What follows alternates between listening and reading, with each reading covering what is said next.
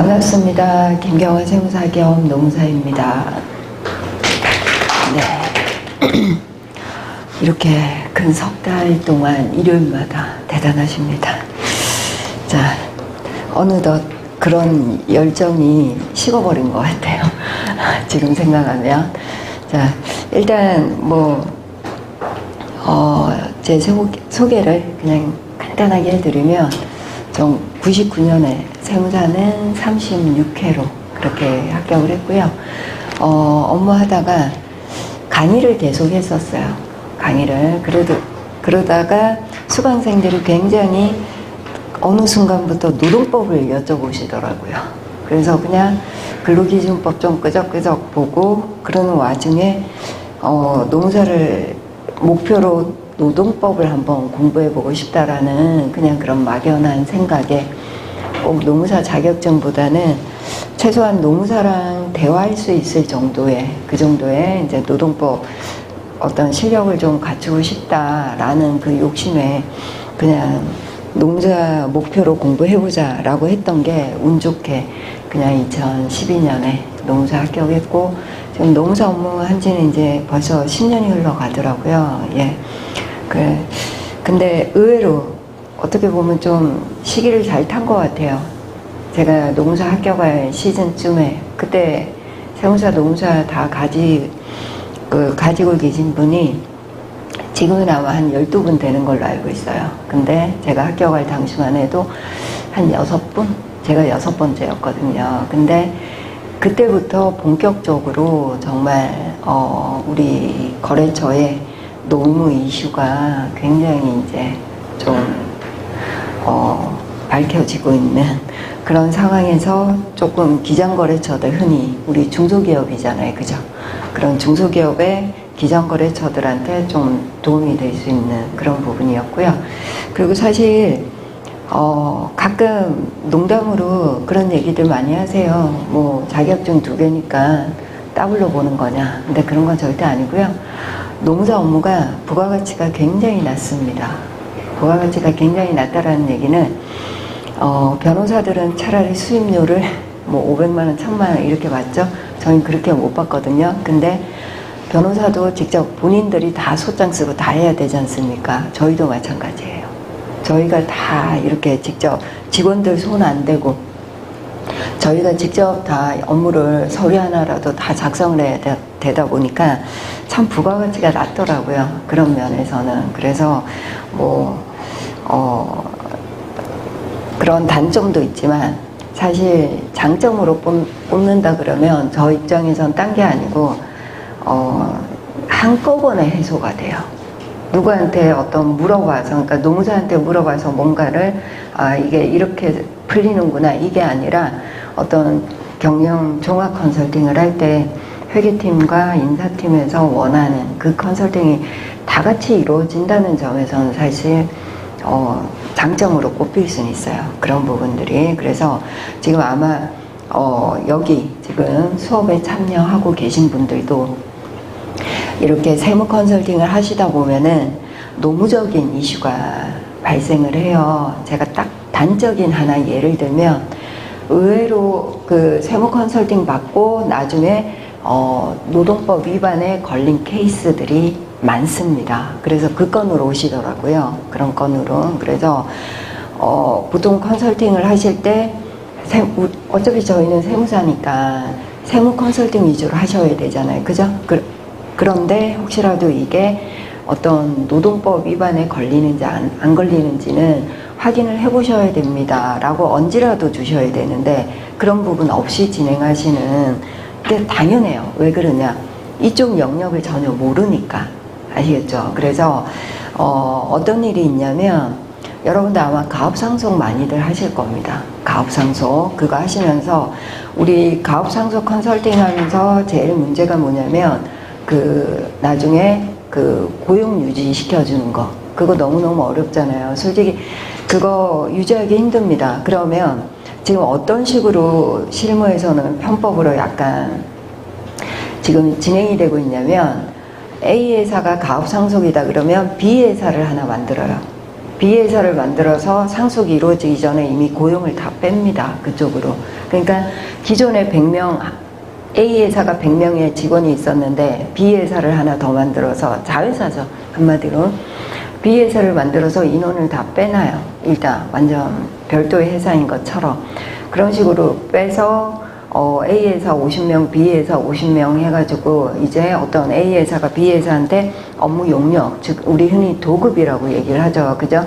용역 줘가지고 B회사가 A회사의 그 업무를 수행하는 것처럼. 그리고 나서 나중에 상속이 이루어지고 나면 어차피 그 고용 유지를 해야 되니까 이제 차츰차츰 B회사 직원들을 다시 고용하고 있는 거죠. 그런 식으로. 이게 지금 실무에서 행해지고 있는 편법 아닌 편법의 하나인데, 사실 세법상은 커버될 수 있어요. 우리 세법상 봤을 때 가업승계가. 근데 노동법상 제일 문제가 뭐냐면 도급과 파견을 구별하셔야 되거든요. 그래서 거의 열이면 열 불법 파견에 해당이 됩니다. 노동법상.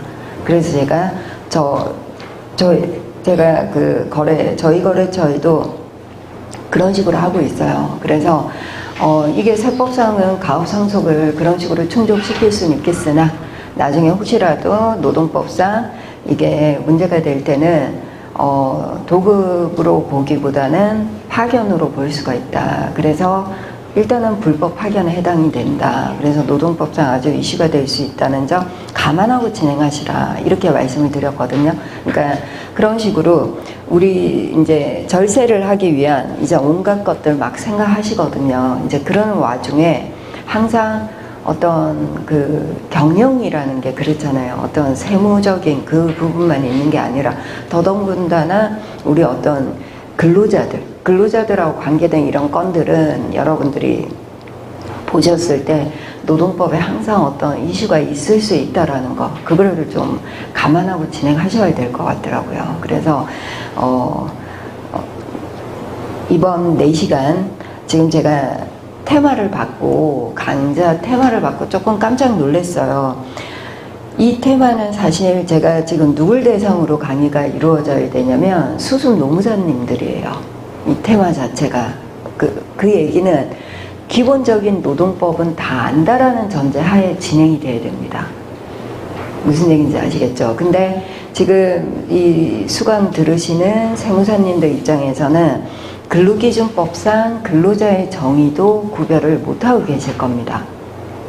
그죠? 그래서 단순히 일하러 나왔다라는 것만으로 근로자다 이렇게 생각하시면 안 됩니다.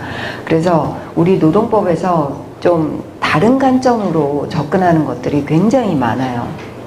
그런 부분들이. 그래서 제가 처음엔 고민을 많이 했어요. 이 강좌가 도대체 어떻게 나온 걸까? 이 테마가 궁금했었는데 오늘 담당자한테 여쭤보니 그 궁금증은 풀렸고요. 일단 이 4시간 동안 제가 생각할 때는 저 역시도 노무사가 되기 전에 세무사 업무를 단독으로 그렇게 하고 있었기 때문에 우리 세무사님들이 원하시는 게 어느 정도 수준인지는 압니다. 그죠? 그렇기 때문에 제가 거기에 포커스를 맞춰서 그냥 강의를 좀 진행하도록 하겠습니다. 자, 일단 여러분들 교재 1페이지 보면 기간제 근로자라는 게 나오는데, 기간제 근로자라는 걸 먼저 접근하기 전에 먼저 좀 보셔야 되는 내용이 뭐냐면요, 우리 금기법상 근로자라는 개념이에요. 여러분들 아마 컨설팅 할 때 임원 인건비 컨설팅 굉장히 많이들 하실 겁니다. 임원 인건비, 그죠? 그러면 사실 임원 인건비에 대한 어떤 컨설팅이 들어가면 이제 뭐 임원 상여금, 임원 퇴직금 이런 게 막 문제된다라는 걸 아시니까 임원 인건비 쪽으로 접근을 하실 때는 사실 제일 첫 단추가 저 같은 경우는 이 임원이 근로자냐 근로자가 아니냐, 거기서부터 출발을 합니다.